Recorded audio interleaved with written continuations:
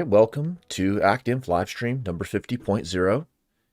It is October 17th, 2022, and we are starting the series on interoception as modeling, allostasis as control. Welcome to the Active Inference Institute.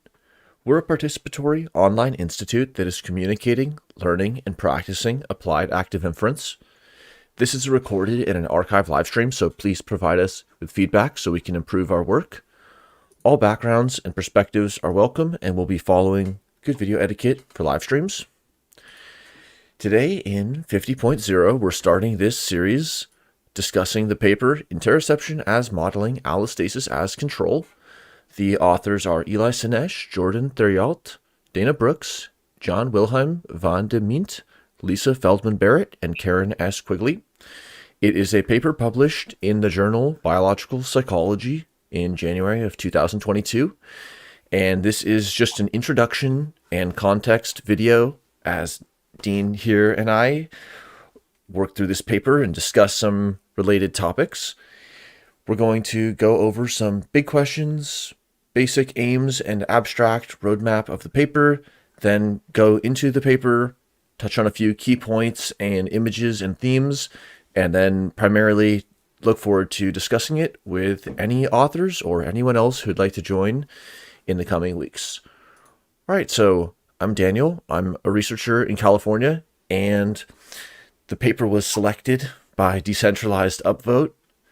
It was fun to read, and it brings some new topics into our regime of attention. So I'm looking forward to this, and I'll pass to Dean. Thanks, Charlie. I'm Dean. I'm here in Calgary. I think what's interesting about any paper that pulls two seemingly discrete things and puts them proximal and gets them entangling, and then pulls them apart again and tries to look at sort of what happens when things get combined is always something that I'm always interested in. That, in fact, it was the title of this, and the fact that they were bringing allostasis and interoception together. And what does that mean was the reason why I spent a little bit of time on this, and really am quite interested in hearing what the authors have to say now that they put this idea to work. All right, how would you describe the big question? Well, I mean, I think the focus here is on what happens and what we can say about control requirements necessary to carry out physiological tasks, varying degrees of complexity.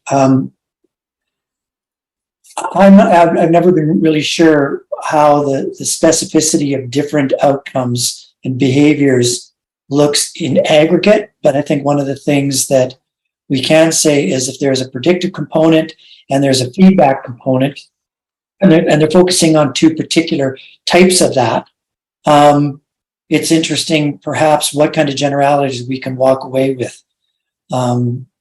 Never, sort of not getting lost in the weeds of, well, this happened here and then that happened there, but just on that general level, what sorts of things, when those two things are put together, should we say has a certain pattern or commonality?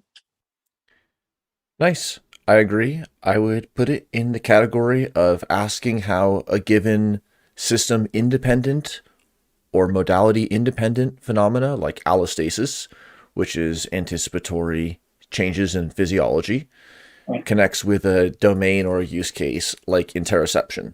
And it does seem like a lot of the models that we've explored have been visual or conceptual or symbolic, and the interoceptive modality has popped up again and again in discussions. And so this is a cool opportunity to look at some formalisms for interoception. Okay, here's the paper. As described earlier, just a few of the highlights that were written by the authors on the publication page.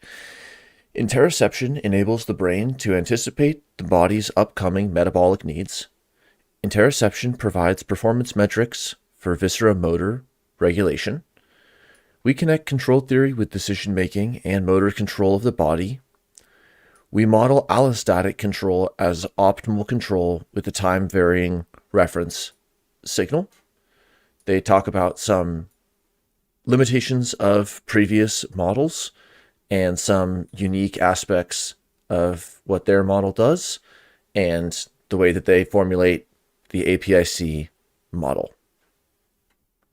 Anything to add? No, I think their aims are straightforward. Okay, on claims. So Dean and I were looking into thinking of ourselves in terms of claims adjusters, appraisers, examiners, and investigators, as we pulled out a whole handful of really important and salient within the argument of this relatively long and technically scaffolded paper, and pulling out a bunch of claims that are written that connect the dots and set some of the relevant interpretations for the formalisms. Do you want to highlight any of them, or it's fine to just have them for anyone who wants to? Yeah, I'm not gonna read anything off of this, but I will say this. There is I think a parallel trying to be drawn here between predictive processing. No, I'm not saying that predictive processing, but processing as a predictive device, and feelings, and control, and feedback. And so I think there are a lot of claims that can be made, but that's a really, really nuanced and also a very, very complex space to play in. And so I can understand why there's lots and lots of claims. Again, whether or not or how far those claims can hold before they break down will be an interesting thing to talk to with the authors. Yeah, well said. It's a very intertwined area. Maybe that's what you're pointing towards when you say it's complex. Lots of braiding. Yeah. I have a lot of hair, so it's tricky for me. All right. Abstract? Okay. I'll read the first three. The brain regulates the body by anticipating its needs and attempting to meet them before they arise, a process called allostasis. Allostasis requires a model of the changing sensory conditions within the body, a process called interoception. In this paper, we examine how interoception may provide performance feedback for allostasis. We suggest studying allostasis in terms of control theory, reviewing control theory's applications to related issues in physiology, motor control, and decision-making. We synthesize these by relating them to the important properties of allostatic regulation as a control problem.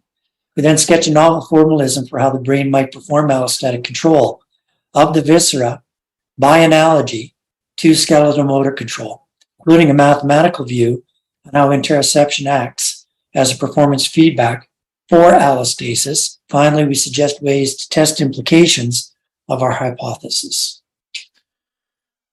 Okay, on to the roadmap. The paper starts with introduction, the functions of the brain in the body, and then introduces some of the key pillars or foundations of their synthesis and interpretation, which is interoception, control theory as an approach for unifying physiology, motor control, decision-making, and allostasis as a trajectory tracking stochastic optimal control. The fifth section is a discussion, and then there's an appendix B and C. And in their words, 4 sections in this paper connect interoception to allostasis. Section 2 establishes how interoception enables the brain to estimate the physiological efficiency of the body in the present moment, which is precisely what it needs to know to evaluate and refine action. Section 3 introduces control theory.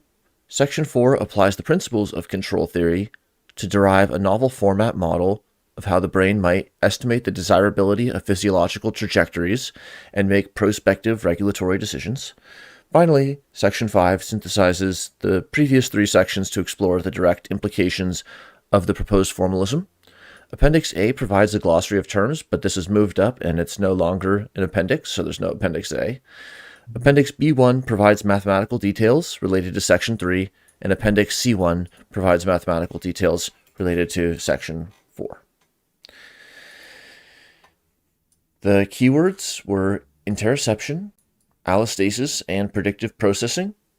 We're going to talk a lot about interoception and allostasis, somewhat in this .0, but certainly in the coming discussions.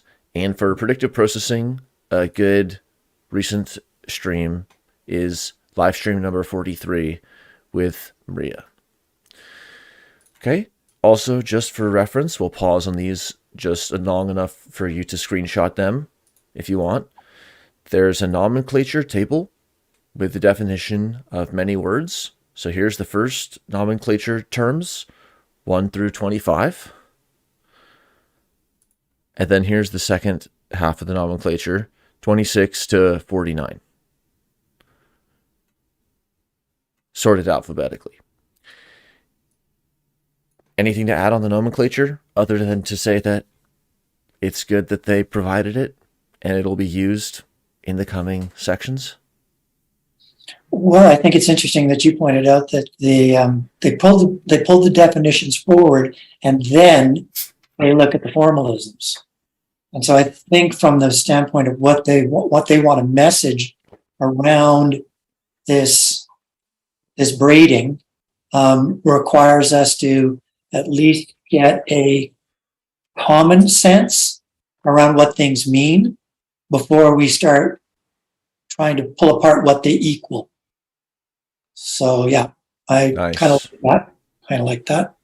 Well said. All right, section 1. Introduction, the functions of the brain in the body. Okay. There's an evocative beginning to this paper. Playing a simple game of dodgeball, then, requires your brain to continually coordinate the systems of your body. And this motif of dodgeball is going to be returning again. And on the left is a hugging face implementation of a stable diffusion algorithm. The prompt of the image was dodgeball, playful ants, active inference, free energy principle. And while we were making the slides, we were engaged in active inference with some of these image generating affordances and allowing that to do what?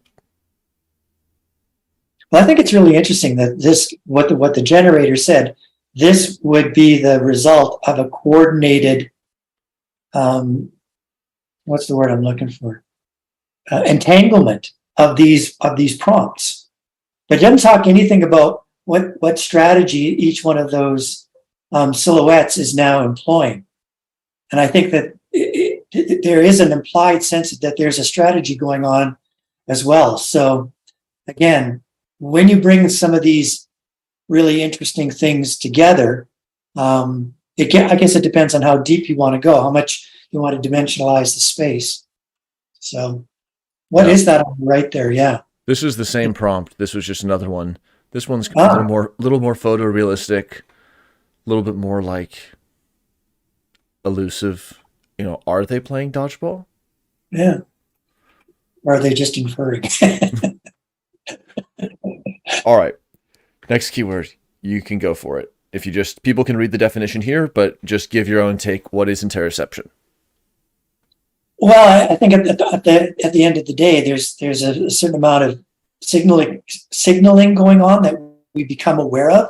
Sometimes young people or all people might sort of categorize them all under the umbrella of feelings. And I grabbed this from Thoughts on Target just because I've always worked in that kind of space of how do we keep this as simple as we can. And so when you get these signals, these sensory signals originating from within the body, these are the feelings you get. And whether or not you connect them to the world outside of your skin or your margins, sometimes you do, and sometimes you don't. You just wake up with a tummy ache, right? So what does that mean about today? Nice.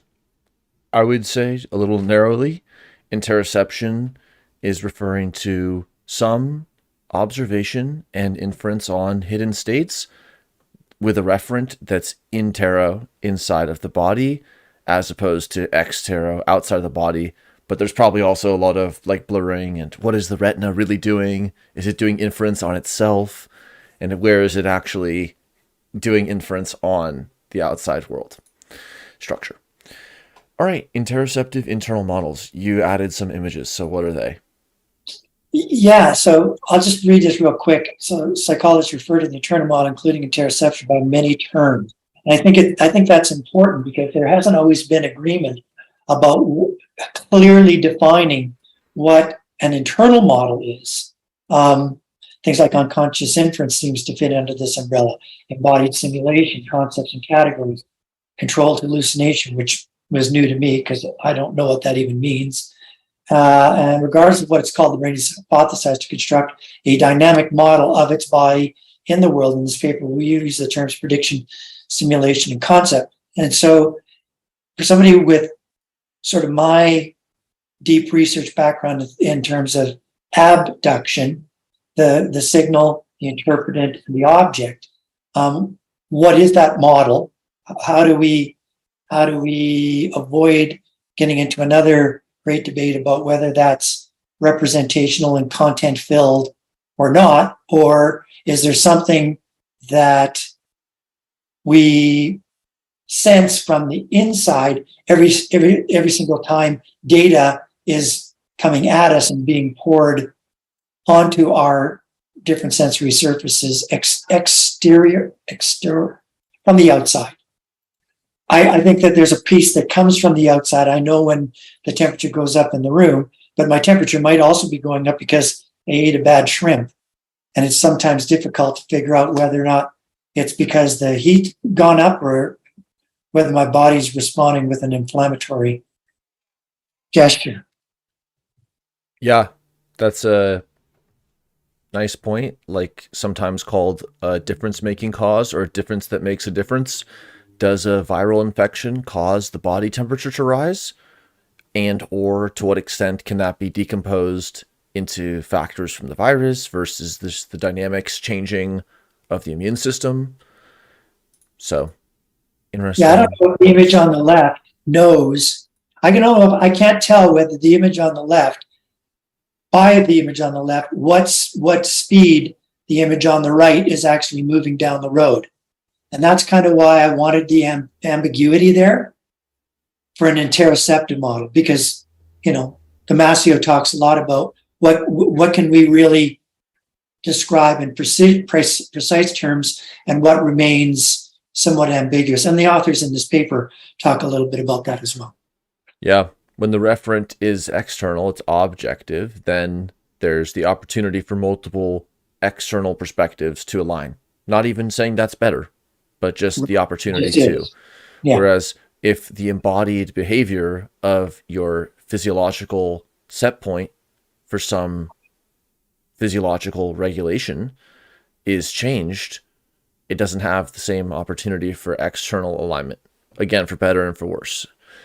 And almost always with difficulty communicating or sometimes measuring in laboratory settings as well, and quote, controlling. So speaking with authors on this and why they study this modality will be interesting. Mm-hmm. All right. As for the computational or system independent phenomena that they're going to be trying to integrate with interoception is allostasis. They define this term as allostasis is to anticipate changing needs, evaluate priorities, and prepare the organism to satisfy them before they lead to errors, a process called allostasis. So let's just say that you have an allostatic model of the temperature in the room, and the core body temperature doesn't change. So then can one look back and say it didn't change because it was expected to change? And somebody will just say, well, how do you know it worked then? Because it didn't raise the body temperature. I focused on the fact that they describe it as a 3-part process. So me being always talking about what's the minimum here? What's the minimum here we need in order to be able to do this? I found that really quite interesting. Why 3, not 4 or 5, or breaking it out into smaller slices? that's again another one of those questions I'd like to be able to talk to the authors about. All right, active inference. They wrote, before diving into formal modeling details below, which we're going to get to later in the paper, it might be helpful to compare and contrast the approach here, APIC, with the prominent modeling framework, active inference. And we're going to return to some of these details, and I'm sure have a lot of discussion on it. But you made a really interesting point in our preparation about how they're not treating their model as downstream or a corollary of any commitment to a particular physics, which is how we often hear about the free energy principle and Bayesian mechanics, but rather they're treating the model as a first order construction. Anything you want to add on that? Because I thought that was really helped me frame what the paper was about. Yeah, that's straightforward. I think that the fourth bullet, unlike most active inference models in the literature, the material below considers an indefinite time or infinite horizon control setting, is interesting because that makes it really, really clear between what they're talking about and what we often see in a lot of the representations, which is T0, T1 to T whatever, in terms of being able to figure out what is going on sequentially. So, All right, cool. This section in the introduction talks about some issues with other models. They talk about how existing models of interoception have either formulated allostasis as a prospective decision-making problem without considering how these decisions are enacted, which has a bunch of different interpretations, but maybe, for example, requiring the enumeration of policies and then the selection from policies, or as a motor control problem without considering where motor commands come from. Another issue they have with other models, rather than treat metabolic efficiency as the objective, they discuss homeostasis, the regulation of bodily variables to fixed set points with fixed tolerance for error. So this is really going to be a cool theme, which is rather than fix the set point in variability, see that outcome as being due to some other process that does result in an attracting set or point with a fixed set point and an empirical tolerance for error, as well as maybe some points of no return and so on. But seeing all those outcomes as the realization of a dynamical system that actually doesn't pursue a set point, but rather pursues a slope on a graph that we'll explore. And that zone of maximum controllability and reduction of surprisal around the zone of maximum controllability over evolutionary time will come to be associated with this kind of a survival variable. And some other points. Okay. Anything else? well, it's relationship, and then they say this paper aims to fill this gap. I think relationship doesn't necessarily imply that things have to get closed in terms of whatever the gap is, by filling something in. I think the fact that they talk about targeting, I think about the fact that they see relationship as playing kind of the key role in what they think is happening here, means that maybe the gap continues. I mean, they're putting stuff in here for us to consider and contemplate, but I'm not sure if we're actually filling a gap or if we're just sort of understanding what's in this space. All right. Section 2. So at the beginning of section 2, the top paragraphs, interoception, modeling the body, estimating its efficiency. And then the below the fold, section 2.5, the summary.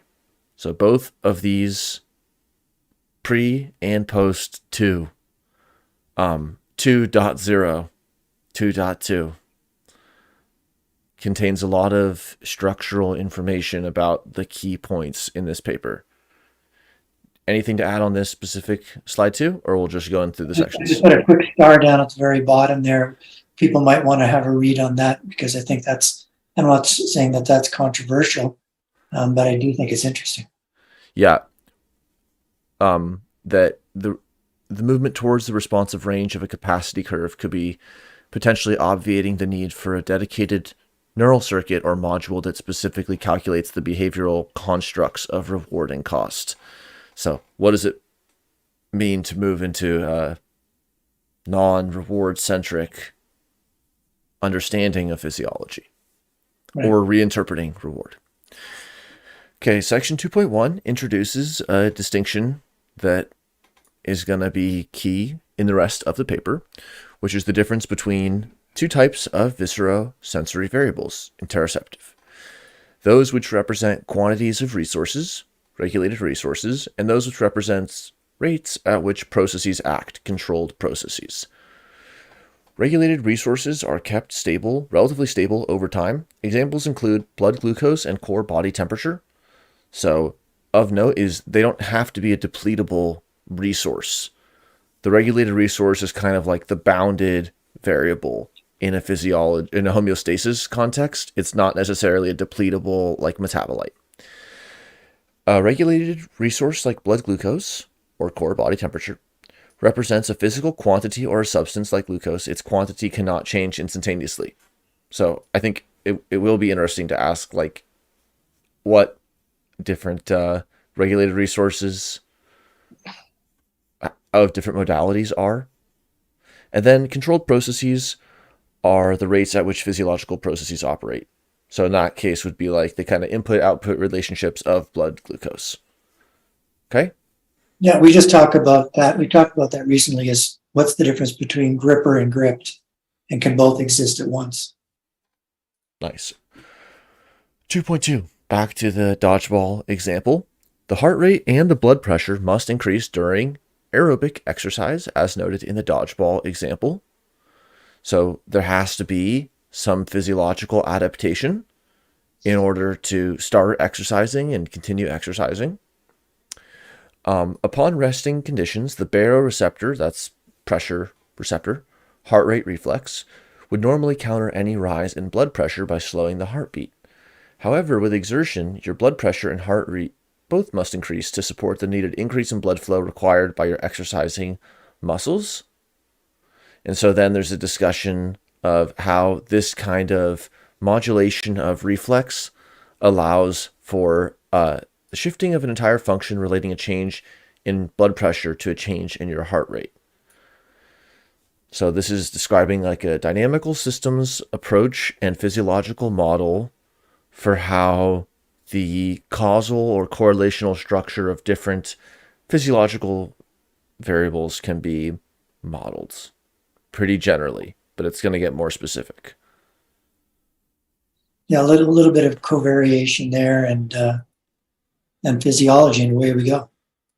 Okay, 2.2, predicting and modeling the ranges of regulated and controlled processes. This is describing some of the parameters of the curve, the threshold and saturation points, which partly define curves that are derived from functions, which physiologists commonly use to model the connection between perturbations and regulatory responses, usually naming them response curves or transfer functions. And then the term capacity curves will be used to emphasize the fact that while such curves can shift over time, in any one instant they represent the current range of limited regulatory resources available to an organism. So one could imagine like a financial capacity curve to maintain some market at some point, like kind of like the depth, but by analogy. And then this idea of modeling how a system responds to perturbations doesn't necessarily require modeling the internal model of that system. But as you build a better generative model of the system being perturbed, then the better experiments and the further you can have kind of perturbability of the system. But it allows you to approach a system without a strong hypothesis about its structure. The capacity curve in figure 1 has the mathematical form, and then figure 1 is shown alongside with equation 1. The parameters are defined. The function y is taking in u, mu, k, big R, big B, and combining those into an equation. The figure 1 on the x-axis is showing the blood pressure, and then the y-axis is showing the baseline activation percentage of the reflex, modulating this physiological variable. So at 100, which is the target blood pressure, or sort of what would be called the homeostatic set point, because it seems to be an attractor. At that point, the baseline activation of the baroreflex is happening. When the blood pressure increases, then the baroreflex activates up to 2x, thresholding at 2x activation of baseline. And then as the blood pressure decreases, the baroreflex, again with this sigmoid symmetry, decreases. That's a dynamical model of regulation of blood pressure. Equations 2, 3, and 4 outline the form of a generative model, a procedure for probabilistically predicting observed variables in terms of unobserved variables. The variables listed are unobserved variables, which are sampled from an a priori probability distribution not dependent on data. So that's referring to using a generative model and how these equations constitute it. The proposal here has an unusual feature. The equations for x, the mean arterial blood pressure, and y, the baroreflex activation as a percentage of baseline, so figure 1, x and y, are in terms of the quantile variable u. The quantile variable uniformly represents the relationship between the blood pressure and the baroreflex activation, irrespective of changes in the capacity curve's operating point mu and gain k. The quantile depends only on the functional form of the capacity curve and not on the parameters. So we'll unpack that a little more technically, but they point to that as a feature of their model. Here again is figure 1, a little bigger with more space to discuss later. And here's figure 2, which is the capacity curve from figure 1 in blue with a linearized response in orange around the operating point, the blue diamond marker. So one can see this as the maximum positive slope of this sigmoid curve, and that under the specification that the reflex is going to be activated in a sigmoidal way, then depending on whether one is in like a curving up part or a curving down part, or thinks about it as pursuing the maximum positive slope, then pursuing that point and being rewarded by movements towards maximum maneuverability and control would have the equivalent of pursuing a homeostatic model where this is like a fixed point attractor. So it puts the kind of bottom of the bowl in this orange line being maximized in slope rather than the blue diamond being reduced in its distance from 100. Right? I think we copied this section twice. It was so unusual, we copied it twice. Yeah. 2.3, return to the dodgeball example, and they're going to widen their scope beyond just the baroreflex blood pressure to circulating levels of oxygen, glucose, and carbon dioxide. Next, we focus on blood glucose as a regulated resource with glucagon as the controlled process enabling secretion of glucose into the blood, and insulin as the controlled process enabling removal of glucose from the blood. So the baroreflex was like a single volume knob or a triage nurse that can lower or raise the single response. So if some physiological variable is high, it's like it can be like removed. Glucose regulation has multiple hormones. It's going to be like buffered from two different sides in a slightly different way, but using a lot of the same formalisms and logic to introduce a slightly different and more complex physiological system. Okay? The section discusses some findings that blood glucose levels are not actively defended at a biologically hard-coded set point any more than heart rate is. Instead, glucagon and insulin, two hormones, activity balance each other's effects to bring the blood glucose to a point within its settling range, with glucose entering the blood after the person ingests food and glucose then crossing from the blood into other bodily tissues to support their function. Anything to add on this slide? Not specifically. I'll wait till we get to the end of the section 2 stuff. So here is figure 3. They're writing figure 3 shows plots of the resulting functions of this equation applied to the insulin case, which can be interpreted as capacity curves. Orange sigmoid is insulin. The blue sigmoid is glucagon. They have different hormone levels at different x-axis, which is the level of glucose in the blood. And so you kind of see familiar behavior. When glucose is high, then insulin is at high secretion, which drives the absorption of glucose.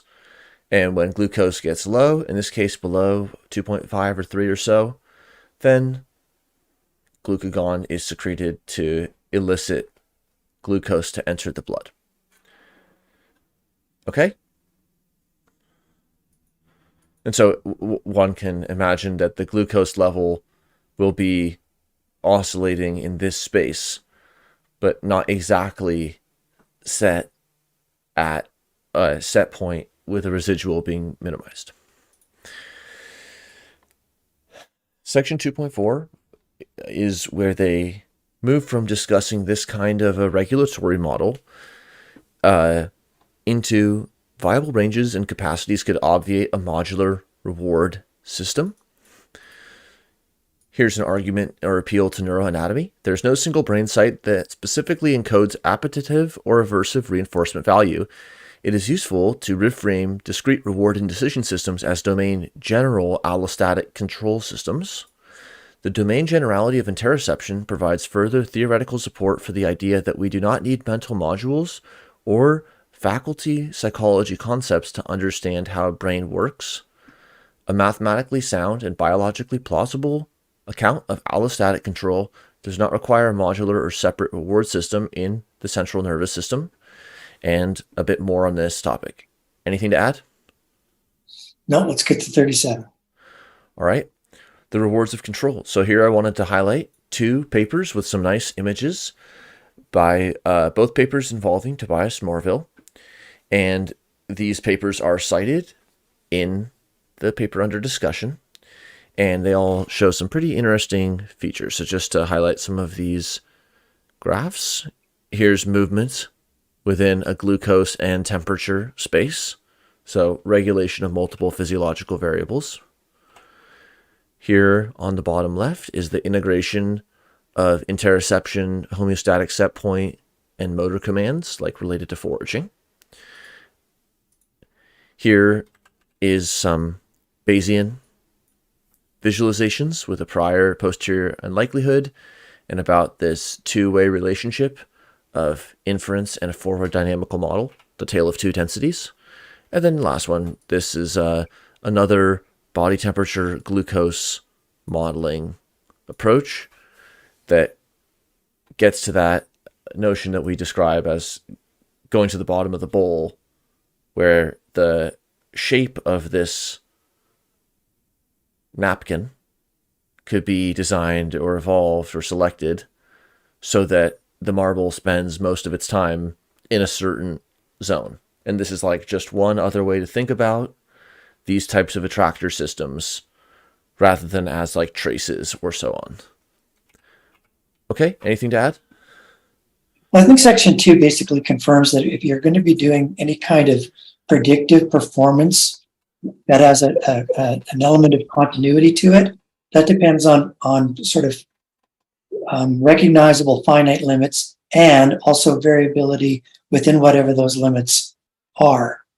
And I think that kind of speaks to the idea that there's in a sort of a two-factor situation, there's signaling that looks like this, and they sort of pointed out a couple of examples of the Barrett reflex and the glucagon thing. And they also were trying to avoid oversimplifying or over-reducing. Like they tried to keep the complexity of those two examples retained in terms of what they were trying to hold up as something that allows us to start looking at these capacity curves. All right, section 3, control theory, a unifying lens for physiology, motor control, and decision making. And then one of their summaries of the chapter. This section introduces concepts from engineering control theory, then reviews its applications in the life sciences. These include physiology, section 3.1, skeletal motor movement, section 3.2, and decision making, section 3.3. Section 3.4 will connect future interoceptive states to present movements, illuminating what makes allostatic regulation more energy efficient than homeostatic regulation. The next section, 4, will build off the account of control used in physiology to suggest how interoception supports allostasis. Okay, here we're not going to read everything on the slide, but this is from section 3.1, control theory for physiology, a reliable body built from unreliable parts. Anything to add on this? Nope. People just want to read this. Yep. I'll just call out, for a controller to perform well, it must contain some sort of copy or mirror of the plant's expected behavior, which is referred to as an internal model. Control theorists call the driven system the plant, and its desired trajectory the reference trajectory. And there's some interesting discussion of this kind of thread of control theory. Figure 4.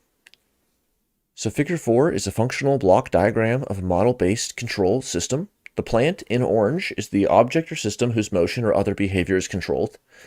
The controller, purple, sends signals, controls, solid black arrows, that change how the plant moves and signals the expected outcome, predictions, solid yellow arrow, to the state estimator in yellow, and so on. People can read the rest of it. For these figures, Daniel, as we get further down in the slides, why don't I read and then you can run the cursor over the different parts of the model so people can kind of see in real time how the two things align. Sounds good. We'll do that for the future ones. Awesome. And this is going to revoke or recall some of our earlier discussions in Livestream 23, skillful performance and interactionism and instructionism and how to think about motor plants and so on. Right. Section 3.2, moving the body, the referent control hypothesis. So the referent control hypothesis, the citations provided were to Feldman 2015 and Latoche 2021. And the referent control hypothesis describes the skeletal motor system in terms of a hierarchy of controllers, with higher level controllers in the brain prescribing reference trajectories to the lower level reflexes in the spinal cord. These reflexes then compare the actual length of the muscle as signaled by afferent proprioceptor neurons to the reference length sent down by the brain and contracts the muscle to bring the two into agreement. And so here is the top part of the table of content of Feldman's 2015 book, Referent Control of Action and Perception, and the paper of Latoche in Physics of Life Review 2021 with some graphics around this type of approach.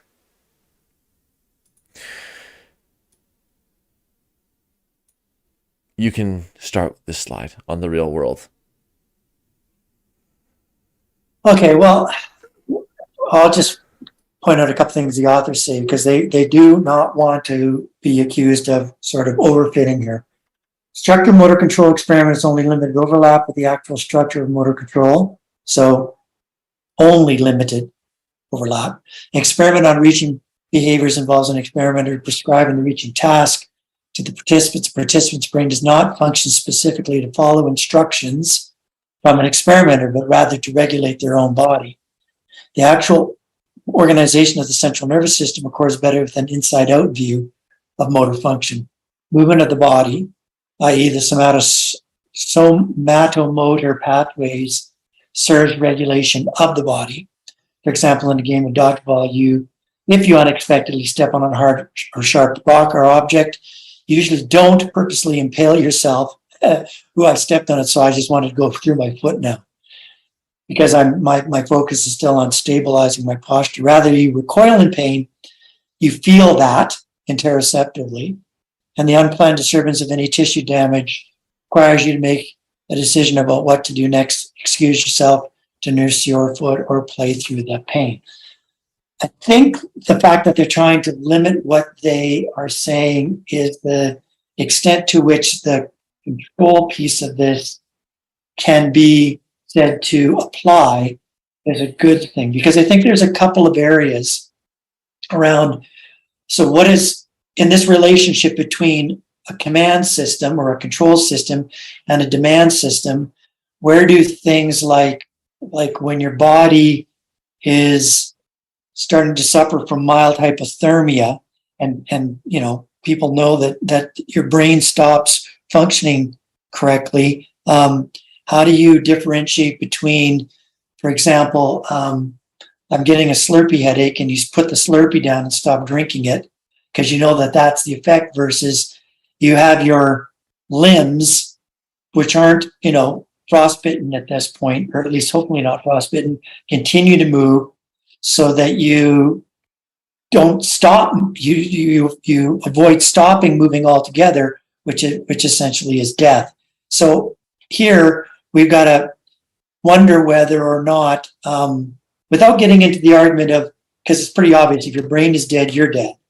But if your hands are dead and you are still alive, that clear distinction between a command center consequence and a demand center consequence, what does that mean in terms of, okay, so there's things that happen that you do automatically in order to keep yourself alive in some of the most critical situations. And it's not like your hand has a brain, and yet it may, in just simply moving around beyond a reflexive thing, be able to keep you alive long enough until somebody comes to your rescue, as a for example. So I don't know if that's confusing or not, but I think that there's a reconciliation that goes on between command and demand, and maybe some of control is the ability to give up command at times in order for a new response to take over and keep you alive. And you may not necessarily know how to do that from a command center. So we'll have to talk to the authors about that, because these are questions that I have, because I got a bit of a physiological background, so I wonder about these extreme situations. All right. Section 3.3, making decisions constructing future reference trajectories. They use the word demands, so we'll talk about it later. Yep. More quotes from 3.3 for those who want a screenshot. Talking about ergodicity, which is also raised in the Appendix B, which we're not going to focus on.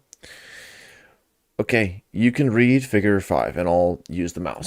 Go for it. So a functional block diagram for an experimental psychologist's task-oriented view of motor control. The diagram shows a formal logic structure here at a conceptual level. The boxes and arrows do not map onto the anatomy of the brain or nervous system. In contrast to figure 4, this diagram differentiates between skeletal motor, brain, and peripheral stretch reflex controllers, and between sensory state estimators, brain, and peripheral sense organs, sensory surfaces. The diagram shows an engineering perspective, important to note that, on a psychology experiment in which the experimenter prescribes a task or behavior to participants, so there's an externality, and a participant's brain then acts as a control system to achieve the prescribed behavior. Systems that maintain the body, therefore, serve systems that move the body, which in turn serve a prescribed behavior. So again, the focus on the prescriptive, the externality, the information coming in. All right. Functional block diagram. Yeah, next one. Functional block diagram for a control theoretic view of allostasis. In contrast to figure 5, this diagram shows a closed loop control system designed for autonomous regulation of the body.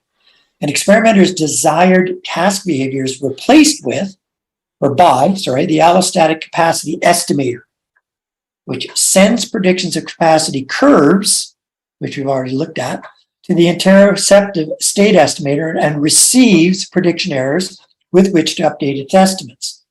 The updated estimates are issued as a reference signal to the visceral motor controller. This diagram shows a formal logical structure at a conceptual level. The hypothesis depicted is constrained by the inferred anatomical structures in Barrett 2017, but the boxes and arrows do not map, I'll repeat, do not map one-to-one onto the anatomy of the brain or nervous system. All right. Great. So just to highlight the difference here, the left is almost like an instructionalist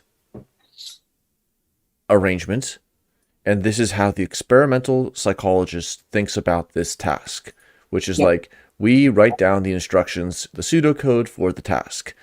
Keep your heart rate within this range.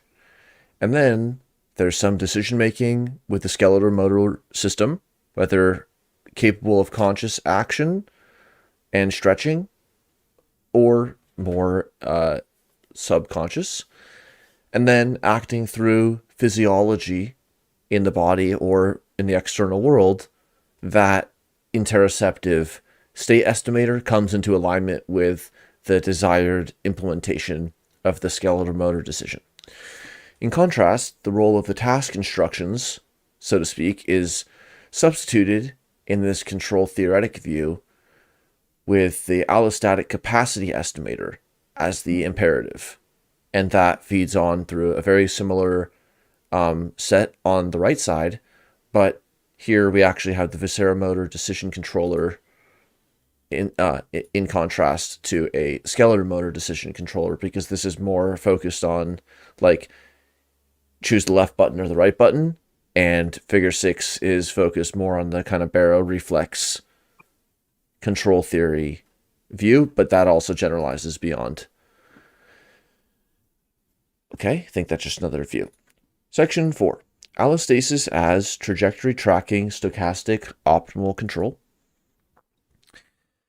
This section will describe our formal model of allostatic decision-making, the Allostatic Path Integral Control, APIC, model. APIC has a simple idea at its core. Just as perceptual concepts serve as internal models of the body's sensory surfaces, action concepts also serve as internal models of potential behaviors and their predicted outcomes. Section 4.1 derives an SOC objective function from the mathematical form by which Section 2 represented capacity curves. Then Section 4.2, 4.3, and 4.4 are described, fleshing out this APIC model. Anything to add? No, let's go there. All right, 4.1, transforming capacity curves into objective functions.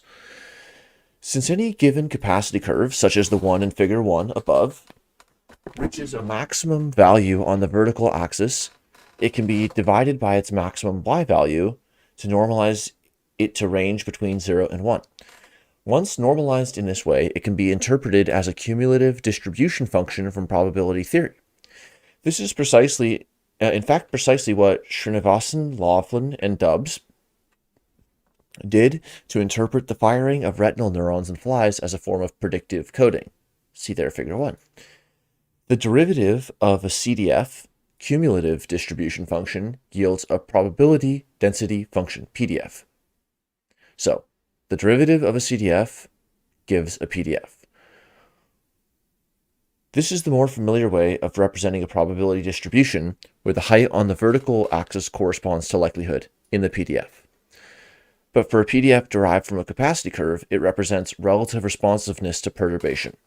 We will call such distribution a reference distribution. So, this is a transformation of statistical distributions between the PDF, which is the probability density function, and CDF, cumulative distribution function. It might be very familiar to some, it might be totally new to some, so that's all good.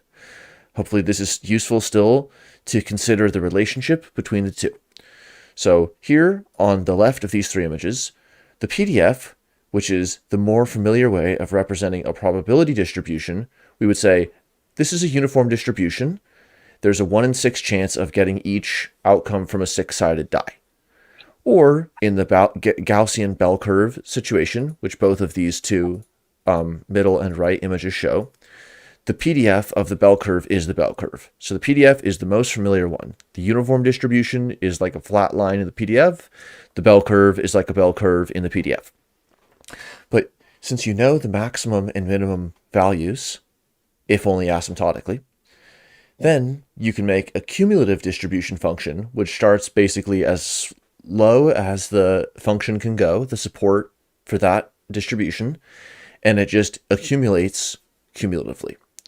So it's like useful to answer the question, what is the probability of getting a 4 or 3 or 2 or 1? That is 2/3. Or what is the probability of getting a z-score of below 2? Like 2 standard deviations positive, what fraction of the curve is below that z-score on the PDF? And that is addressable by quickly just looking up a point on this CDF. It turns out that that relationship between the PDF and the CDF, which is more familiar to, again, like rolling a die or evaluating like height in a classroom, can be used on the capacity curve discussed earlier to move to a distribution which, when maximized, is in this spot of maximum control. So here the CDF from figure 2 gets the derivative, and then it becomes the PDF with this sort of negative curve shape. And that's kind of what was being hinted at with this orange line being maximized. Orange line being maximized is the high point on this bell curve like, but it's not a classical bell curve, but it is a mountain.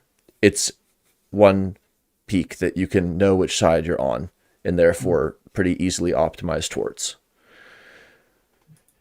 For analytical convenience, we take the practice from Todorov 2006 of using a log density, the logarithm of a PDF, as an objective function rather than the PDF itself. The operating point then continues to appear as local maximum, while the gain determines the cost of movement away from the operating point and the value of movement towards it. Figure 8 shows the objective function, log density, corresponding to the original barrel reflex capacity curve. Figure 9 further clarifies the relationship between the various forms of capacity curve by showing all three alongside each other. So this is a really nice figure. On the top left of the figure is the figure 1, with the reflex that gets dialed up or dialed down to regulate blood pressure. That's, when interpreted as a CDF, can result in a PDF. And that is a single peak that you can maximize instead of trying to calculate a residual. The shape of this curve becomes slightly nicer to optimize computationally when you make it so that it's like a smoother bowl rather than this kind of like inverted funnel shape. We can go into more detail why. I think that'll be cool. Why does this log step matter? Or does it matter? But suffice to say that this is the big move that lets you turn the sigmoid juggling act into the mountain climb. Table 1 summarizes some key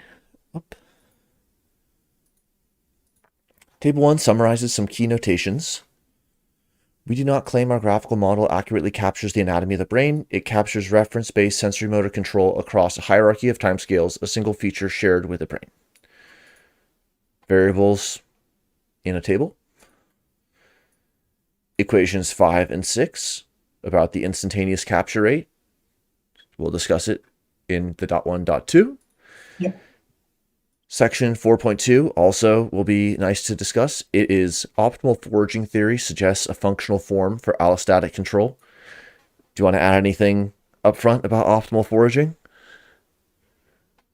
No, other than I want to talk with the authors about what does that even mean. That'll be great. All right. Equation 8, global capture rate. Section 4.3, feed forward control with generative action concepts. So here's some more formalisms, and this is within not the experimental psychologist framework, but rather the control theoretic framework with the allostatic capacity estimator on the left. Section 4.3. Equation 10. Equation 11. More variables.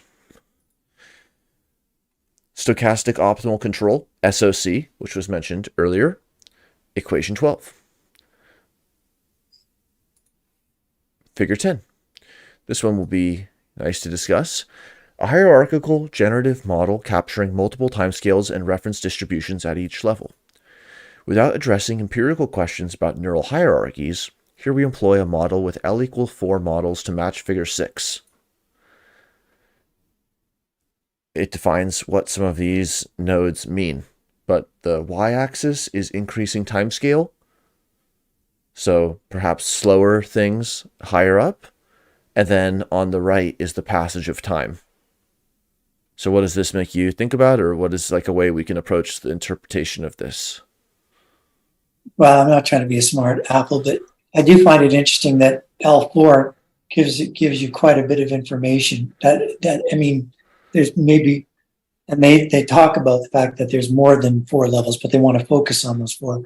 I mean, where my brain goes is, okay, so we've got the water, we got the yeast, we got the hops, and we got the grains, and that can create quite the product. So you can go past that, you can add juice or whatever, but you got the 4 basic ingredients. So now moving through time, what does that enable? So again, it'd be nice for them to pull that apart, because I think even in this, there's enough there to figure a lot of stuff out.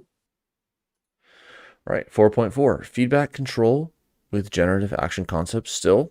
There is equation 13, equation 14, and then a nice quote. Readers familiar with predictive processing and active inference will recognize the form of the above equation 14 as a negative free energy or a variational lower bound. For discussion, see some citations.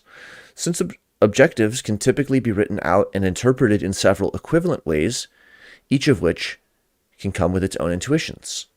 There are arguments for the computational and thermodynamic efficiency of minimizing this specific divergence in the course of neural processing. But to date, the available evidence does not rule out other, more complex information divergences for penalizing feedback correction of movements. So it's pretty interesting how different lower bounds, variational lower bounds, negative free energies exist. Like there's expected free energy, and then there's free energy of the expected future, and there's all of these variants, and then each of those energies can be decomposed differently, like equation 2.6 in the textbook. So it's interesting to see how, first off, how did they converge to this kind of a bound, and from why should it have such resonance with free energy principle, and what does that mean? And then how can different partitionings of these energy bounds help us think about systems that survive? I'll just add here, Daniel, that we're going to get to these things, but up until this point in the paper, I guess I had a bit of familiarity, and I didn't really struggle with the sort of the lockstep way that they were going through this. But as soon as we got to equations 13 and the jump to equation 15 and 16, somebody brighter than me is going to have to be able to explain that jump in real simple terms, because even though I've read it a number of times, I'm still not exactly sure how it works. So again, the authors will really want to bring their softest gloves, because I need my handheld. Yeah, agreed. Section 4.4 still. Here's equation 15. Section 4.4. Here's equation 16.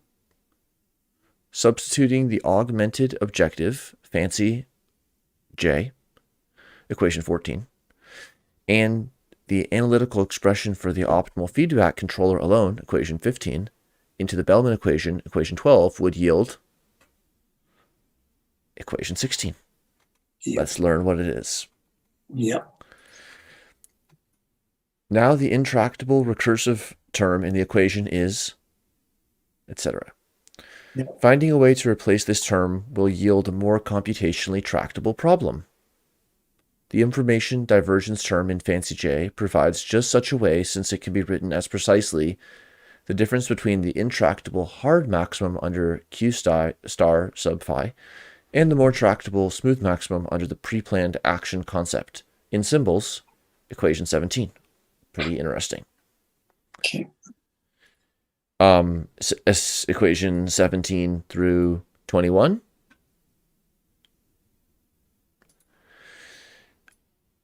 Then the final section. Section 5, discussion. Before we go to 5, maybe you can help me today. So we're 13 through 17 and then 18, 19, and 20, a way of being able to put together some of the scale-free formalisms with the scale-specific or scale-friendly details and particulars. When you read this, is that what you saw them trying to clarify? That's a great question. Because they talk about global, and I think they have to be able to spell that out, and I think they did. But again, it was all of a sudden, things went off into the ditch for me. Here's what I would venture. In the early section, there's a contrasting of homeostasis with allostasis, and Right. about how reward systems are no longer required under certain distributed models of brain neuroanatomy and of function. So I believe that the following formalisms substitute the augmented objective into an optimality and optimization framework like the Bellman equation, which is often used for reward maximization. So Okay. I'm rewarded by getting to the top of the mountain. So I'm going to evaluate paths based upon how much reward they accrue. Okay. And then curiosity or so on will be valuable to the extent over the time horizon that I considered it facilitates reward in terms of elevation. Okay. Whereas we here are seeing the move towards that like optimal maneuverability maximization with the PDF-CDF relationship. Like instead of trying to reduce divergence to the midpoint of the CDF, Right. you maximize your responsiveness in terms of maximizing the log PDF. Okay. So I think that's the augmented reward function, which is tractable. And then some work remains to specify that function and how it behaves, perhaps. Okay.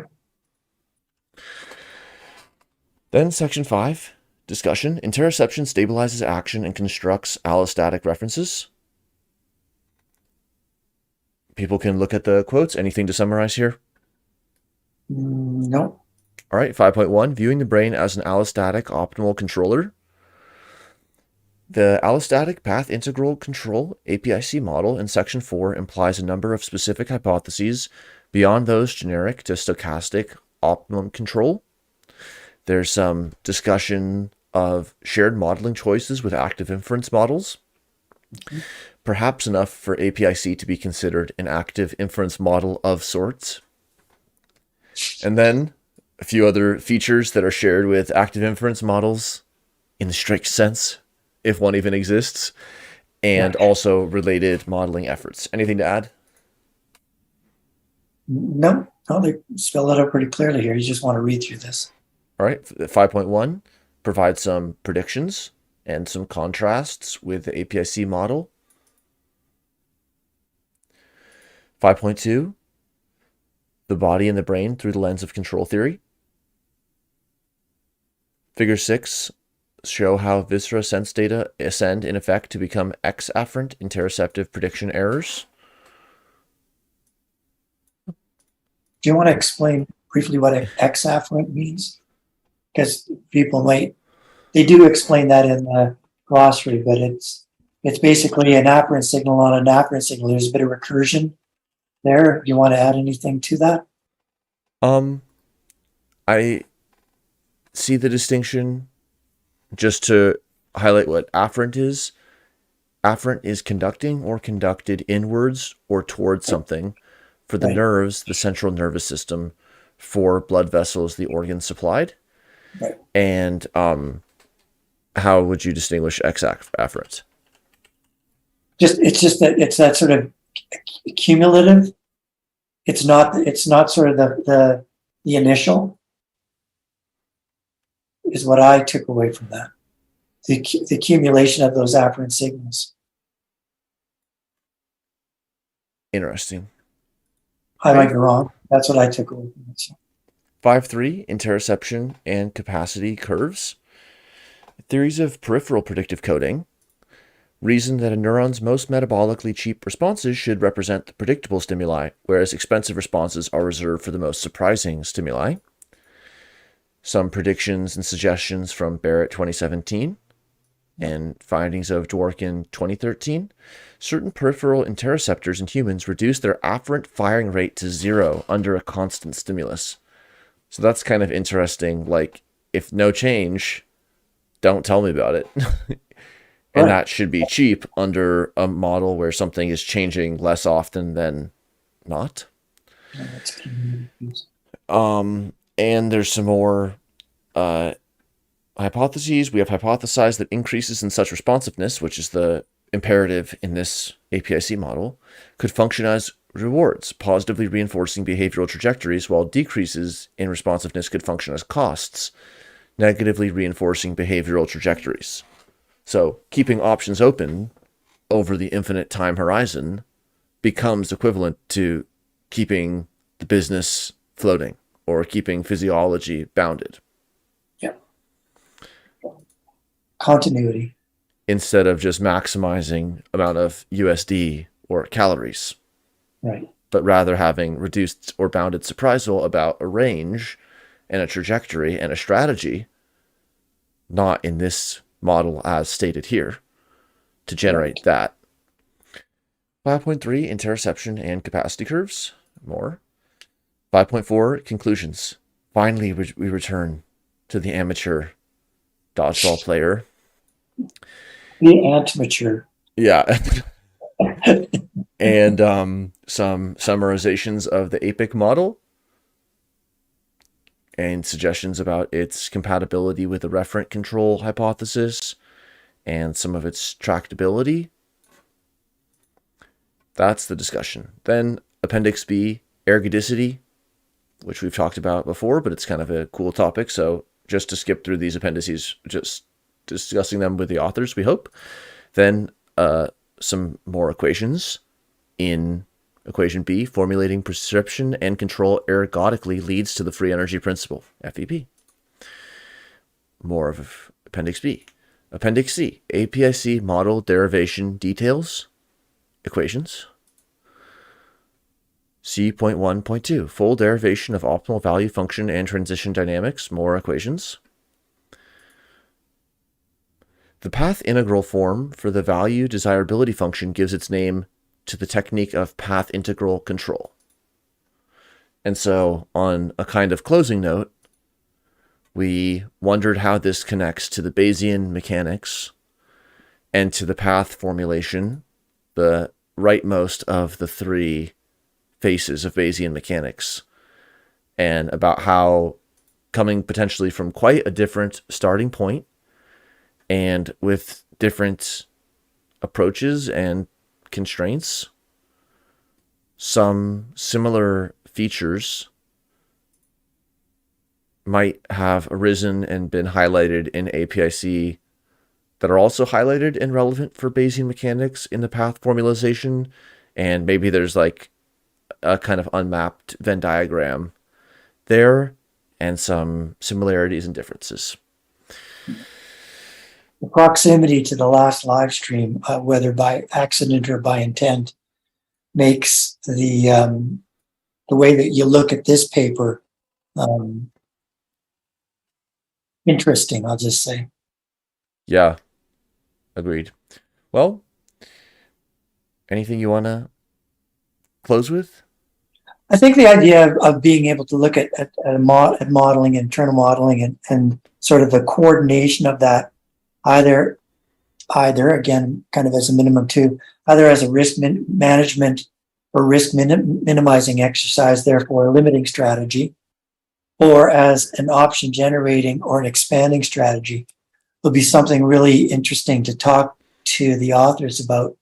Because again, I can't really figure out whether or not the APIC model works in both domains until I get past the jump between formalism 13 and all the way up to 17, 18, 19, and 20. But I mean, with an explanation of that and a gentle prod, it'd be interesting to find out how that works when those things seem to be we as physiological entities are able to juggle both the risk management and the option generating or option expanding. So I am really actually quite excited about that here's what I'm feeling. How should I read that in terms of how far out I can make my next bet from an allostatic perspective? I think that's really exciting. If like I said, if I can get a better sense of how that jump works in their model. Yeah, definitely interested in that infinite time horizon and that mentality of like, what's the best physiological decision over the infinite horizon?